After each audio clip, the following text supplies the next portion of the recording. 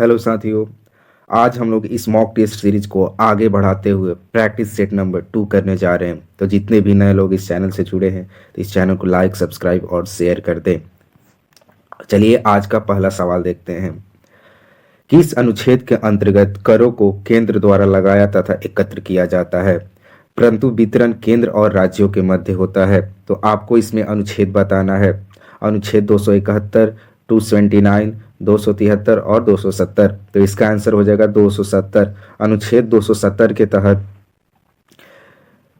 करों को केंद्र द्वारा लगाया तथा एकत्र किया जाता है, परंतु वितरण केंद्र और राज्यों के मध्य होता है। इसमें और कुछ अनुच्छेद को देखते हुए चलते हैं। संघ के उद्देश्यों के लिए कुछ कर्तव्यों और करों का अधिभार अनुच्छेद 271 में है। राज्यों के राजस्व का वैधानिक सहायता अनुदान 275। किसी भी सार्वजनिक उद्देश्य के लिए अनुदान अनुच्छेद 282। किसी भी सार्वजनिक प्रयोजन के लिए ऋण 293। चलिए चलते हैं अगले प्रश्न पर। संविधान के अनुच्छेद 130 में निम्नलिखित में से कौन सा प्रावधान है? तो आपको बताना है कि 130 में कौन सा प्रावधान है। इसमें हो जाएगा सर्वोच्च न्यायालय की कुर्सी। अनुच्छेद 130 में सर्वोच्च न्यायालय की कुर्सी का प्रावधान है। और बाकी भी कुछ इंपॉर्टेंट अनुच्छेद को देखते हुए चलते हैं। अनुच्छेद 110 में धन विधेयक की परिभाषा शामिल है। अनुच्छेद 161 में राज्यपाल की क्षमादान की शक्ति निहित है। अनुच्छेद 100, इसमें सदनों में मतदान रिक्तियों के बावजूद कार्य करने की सदनों की शक्ति और गणपूर्ति से संबंधित प्रावधान शामिल है। चलिए चलते हैं अगले प्रश्न पर।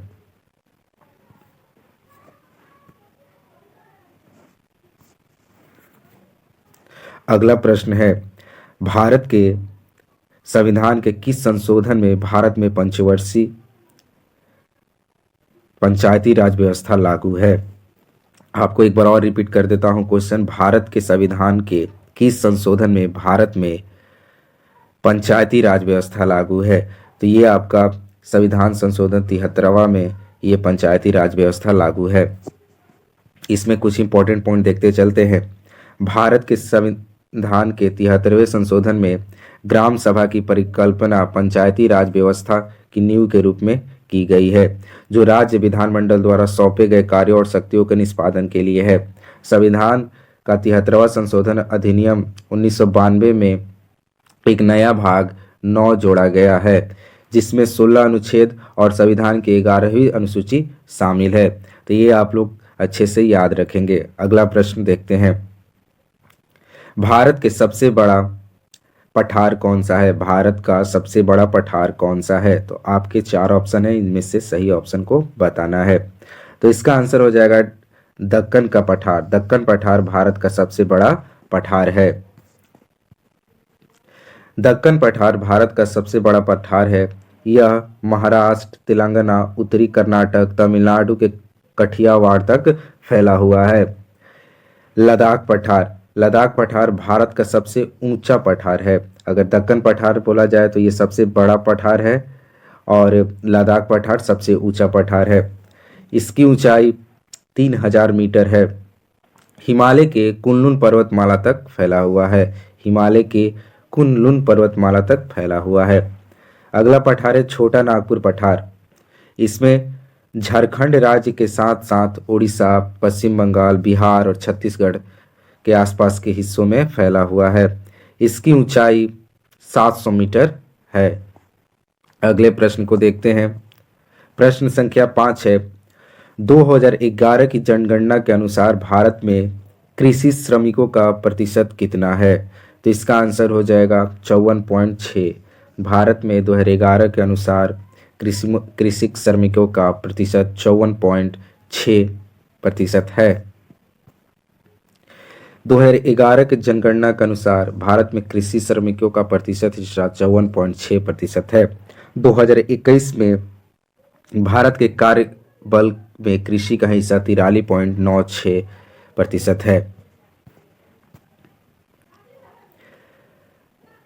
अगला प्रश्न, प्रश्न संख्या 6, भारत में किसानों पर हरित क्रांति के प्रभाव के बारे में निम्नलिखित पढ़े। और आपको गलत कथन की पहचान करना है। तो पहला कथन है, हरित क्रांति के आरंभ में किसानों को अपनी आय का स्तर बढ़ाने में सहायता मिली। बी है, किसानों ने अपनी अतिरिक्त आय को कृषि उत्पादकता में सुधार के लिए लगाया है। तो ये दोनों कथन बिल्कुल सही हैं। हरित क्रांति आने से किसानों की आय में वृद्धि हुई थी और उनकी अतिरिक्त आय भी बढ़ी थी। तो इसलिए इनमें कोई भी ऑप्शन गलत नहीं है। तो हमारा आंसर हो जाएगा ऑप्शन नंबर बी, दोनों गलत नहीं है। चलिए आगे देखते हैं, इसमें कुछ पॉइंट्स है उसको देखते चलते हैं। भारत में हरित क्रांति के जनक एम.एस. स्वामीनाथन को माना जाता है और भारत में हरित क्रांति की शुरुआत 1965 से 1966 के मध्य हुई थी।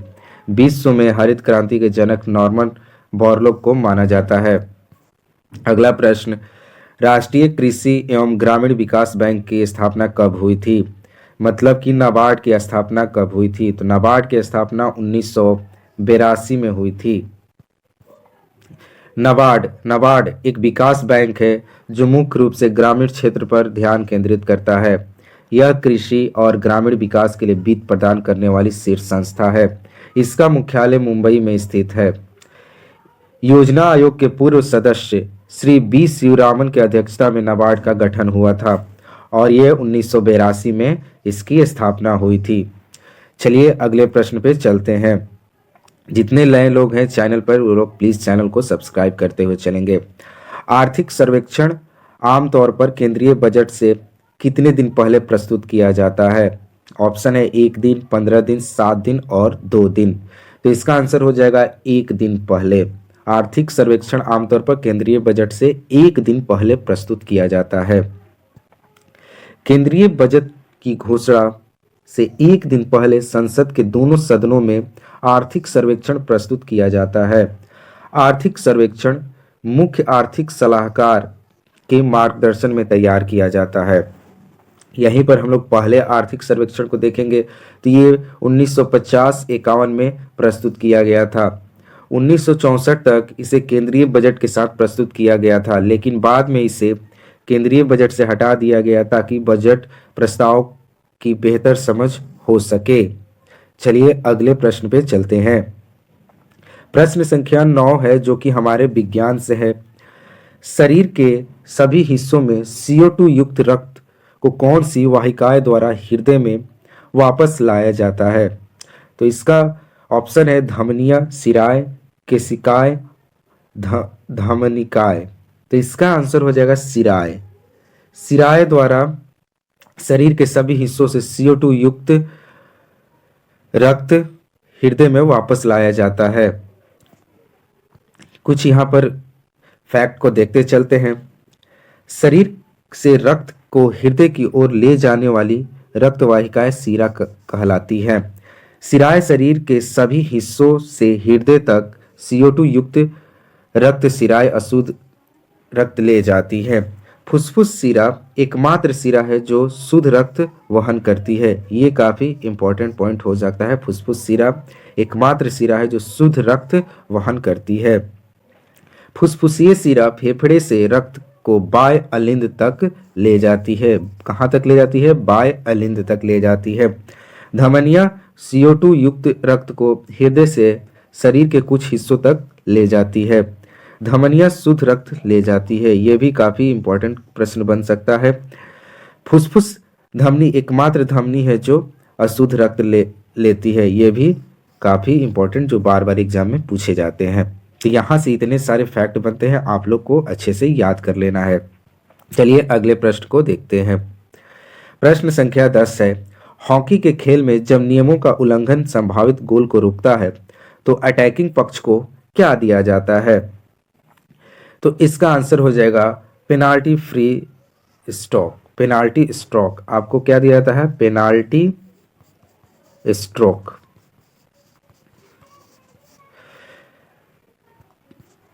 इसमें देखेंगे penalty stroke. Penalty stroke field hockey और फुटबॉल में दिए जाने वाला सबसे गंभीर दंड है।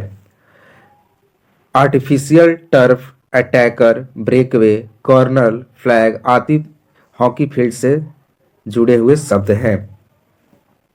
अगले प्रश्न को देखते हैं। वर्ष 1996 में प्रथम ओलंपिक खेल किस देश में आयोजन किए गए थे? तो पहला ओलंपिक जो कि 1896 में हुआ था, तो ये कहाँ पर हुआ था? तो ये आपका ग्रीस में हुआ था। प्रथम ओलंपिक खेल वर्ष 1896 में ग्रीस में हुआ था। यह खेल ग्रीस की राजधानी एथेंस में आयोजन किए गए थे। प्रश्न संख्या 12, अपने पहले अंतर्राष्ट्रीय क्रिकेट मैच में शतक बनाने वाले पहले भारतीय खिलाड़ी कौन है? उक्त खिलाड़ी ने 2016 में ये उपलब्धि धारण की थी। ये प्रश्न आपका 2016 में एसएसजीडी के एग्जाम में पूछा गया था, तो आपको बताना है कि वो कौन सा खिलाड़ी है। तो इसका आंसर हो जाएगा केएल राहुल। केएल राहुल ने अपने पहले अंतर्राष्ट्रीय क्रिकेट मैच में शतक बनाने वाले पहले खिलाड़ी बने थे। ये उपलब्धि उन्होंने 2016 में हासिल की थी। केएल राहुल 2016 में अपने पहले अंतर्राष्ट्रीय क्रिकेट मैच में शतक लगाने वाले पहले खिलाड़ी हैं। उनका पूरा नाम कन्नूर लोकेश राहुल है। चलिए अगले प्रश्न को देखते हैं। प्रश्न संख्या 13 है, किस राज्य में सागा दावा त्योहार मनाया जाता है? सागा दावा त्योहार किस राज्य में मनाया जाता है? तो इसका आंसर हो जाएगा सिक्किम। सिक्किम राज्य में सागा दावा त्योहार मनाया जाता है। यहाँ पर कुछ राज्य हैं, उनके प्रमुख त्योहारों को देखते हुए चलते हैं। आंध्र प्रदेश में उगादि त्योहार मनाया जाता है। महाराष्ट्र में गुड़ी पड़वा, गणेश चतुर्थी। असम बिहू। बिहू के 3 प्रकार हैं, रोगाली बिहू, किगाली बिहू, भोगाली बिहू। अम्बुबाची मेला। ये सारे फैक्ट आपको याद रखना है, ये बार बार एग्जाम में पूछे जाते हैं। अगला प्रश्न है प्रश्न संख्या 14, उस्ताद बिलायत खान किस वाद्य यंत्र को बजाने के लिए विश्व स्तर पर प्रसिद्ध हैं? बिलायत खान कौन सा वाद्य यंत्र बजाते थे? ऑप्शन है सितार, सरोद, तानपुरा, वायलिन। तो बिलायत खान सितार बजाते थे। यहाँ पर कुछ वाद्य यंत्र है और उनसे कुछ संबंधित व्यक्ति हैं, ये आप लोग को अच्छे से याद कर लेना है। संतूर पंडित शिव कुमार शर्मा, भजन सुपारी। सरोद अमजद अली खान, शरण रानी, अली अकबर खान, वसुदेव दासगुप्ता। सितार पंडित रविशंकर, अनुष्का शंकर, मुश्ताक अली खान। सारंगी शकूर खान, पंडित राम नारायण, उस्ताद बिंदा खान। शहनाई उस्ताद बिस्मिल्लाह खान, अली अहमद हुसैन। बांसुरी हरिप्रसाद चौरसिया, पन्नालाल घोष। तबला जाकिर हुसैन, अल्लाह रखा खान और कृष्ण महाराज। ये सारे फैक्ट आपको याद रखना है, बार बार यहाँ से प्रश्न बन चुके हैं, तो आप लोग इसको स्क्रीनशॉट लेकर पढ़ सकते हैं। अगला प्रश्न है, ओडिशा के लोगों द्वारा मनाए जाने वाला नुआखाई जुहार किस प्रकार का त्योहार है? तो ये आपका कृषि पर्व है। नुआखाई कृषि पर्व है। नुआखाई एक कृषि पर्व है जो उड़ीसा में चावल की फसल कटाई के अवसर पर मनाया जाने वाला उत्सव है, जिसमें पहला अर्थ नुआ का मतलब होता है नया और खाई का मतलब भोजन, मतलब नया भोजन इसका अर्थ हुआ। यह हिंदू कैलेंडर के भाद्र महीने में गणेश चतुर्थी के दिन एक दिन बाद मनाया जाता है। अगला प्रश्न देखते हैं, तंजावुर के किस मंदिर में चोल वास्तुकला और इसे सम्राट राजा ने बनवाया था? ये क्वेश्चन हमारे प्रीवियस मॉक टेस्ट में आया था, तो इसका आपका आंसर मालूम होगा। इसका आंसर हो जाएगा बृहदेश्वर मंदिर। बृहदेश्वर मंदिर तंजावुर में है और इसे राजा ने बनवाया था। तंजावुर का बृहदेश्वर मंदिर यह एक हिंदू मंदिर है जो शिव को समर्पित है। यह तमिल वास्तुकला का एक मॉडल है। राजा चोल प्रथम द्वारा 1003 और 1010 ईस्वी के बीच बनाया गया था। अगला प्रश्न, देशभक्ति गीत सारे जहां से अच्छा किसने रचना की थी? देशभक्ति गीत सारे जहां से अच्छा की रचना किसने की? ऑप्शन है मोहम्मद इकबाल, बिस्मिल अजीमाबादी, बंकिम चंद्र चटर्जी, रविन्द्रनाथ टैगोर। तो इसका आंसर हो जाएगा मोहम्मद इकबाल ने सारे जहां से अच्छा की रचना की थी। यहाँ से काफ़ी इंपॉर्टेंट सारे फैक्ट है, उसको देखते हुए चलेंगे। तराना ए हिंदी के रूप में जाने वाला सारे जहां से अच्छा कवि मोहम्मद इकबाल द्वारा लिखी गई। एक उर्दू भाषा का देशभक्ति गीत है। यह 16 अगस्त 1904 को साप्ताहिक पत्रिका इत्तेदाह में प्रकाशित हुआ था। तो ये फैक्ट आप इत्तेदाह याद रखेंगे। बिस्मिल अजीमाबादी के बारे में देखते चलते हैं। यह एक स्वतंत्रता सेनानी है जो कि बिहार के थे, एक उर्दू कवि थे। उन्होंने सरफरोशी की तमन्ना लिखा था। आनंद मठ एक बंगाली कथा है जिसे बंकिम चंद्र चट्टोपाध्याय ने लिखा और 1882 में प्रकाशित हुआ। इस उपन्यास ने वंदे मातरम प्रकाशित हुआ था। रविन्द्रनाथ टैगोर गीतांजलि के लिए प्रसिद्ध हुई गीतांजलि कविताओं का संग्रह है। जन गण मन रविन्द्रनाथ टैगोर द्वारा रचित भारत का राष्ट्रीय गान है। चलिए अगले प्रश्न को देखते हैं। प्रवर्तन निदेशालय यानी ईडी के निदेशक के रूप में किसे नियुक्त किया गया है? यह आपका करंट से क्वेश्चन बन जाता है। तो ऑप्शन है आपका राहुल नवीन, राजेश कुमार, अनिल शर्मा, विजय सिंह। तो इसका आंसर हो जाएगा राहुल नवीन। राहुल नवीन को ईडी का निदेशक के रूप में नियुक्त किया गया है। राहुल नवीन को 2 वर्ष के कार्यकाल के लिए ईडी का नया निदेशक नियुक्त किया गया है। चलिए देखते हैं अगले प्रश्न को। प्रश्न संख्या 19 से 5 नए जिले के निर्माण के बाद लद्दाख केंद्र शासित प्रदेश में कुल कितने जिले होंगे? तो आपको बताना है कि जब नया 5 जिला बन गया था, अब टोटल केंद्र शासित प्रदेश लद्दाख में कुल कितने जिले हो जाएंगे? तो इसका आंसर हो जाएगा 7। अब टोटल 7 जिले हो गए हैं। आइए देख लेते हैं 5 नए जिलों का नाम। पहला है जास्कर, द्रास, श्याम, नुब्रा, चांगथांग। ये 5 नए जिले हैं। इससे पहले 2 जिले थे वहां पर लेह और कारगिल। तो 5 + 2 = 7 हो जाता है। यहाँ टोटल 7 जिले हो गए। तो आपको लेह, कारगिल और ये 5 का नाम याद रखना है। काफी इंपॉर्टेंट ये करंट से क्वेश्चन बन जाते हैं। लास्ट क्वेश्चन इस सीरीज का। 2024 पेरिस ओलंपिक में भारत समग्र पदक तालिका में किस स्थान पर रहा? तो भारत कितने स्थान पर रहा था? तो ऑप्शन है आपका 50वीं, 60वीं, 71वीं और 80वें। तो इसका आंसर हो जाएगा 71वें स्थान पर रहा था। पेरिस ओलंपिक 2024 में भारत ने कुल 6 पदक जीते, जिसमें 1 रजत और 5 कांस्य पदक था। पदक तालिका में भारत 71वें स्थान पर रहा। निशानेबाज मनु भाकर ने कांस्य पदक जीता। सरबजीत सिंह निशानेबाज में कांस्य पदक जीता। स्वप्निल कुसाले निशानेबाज में कांस्य पदक जीता। हॉकी टीम, पुरुषों की हॉकी टीम ने भी कांस्य पदक जीता। गोल्डन बॉय नीरज चोपड़ा ने भाला फेंक में रजत पदक जीता है। एकमात्र ये रजत पदक नीरज चोपड़ा ने जीता था।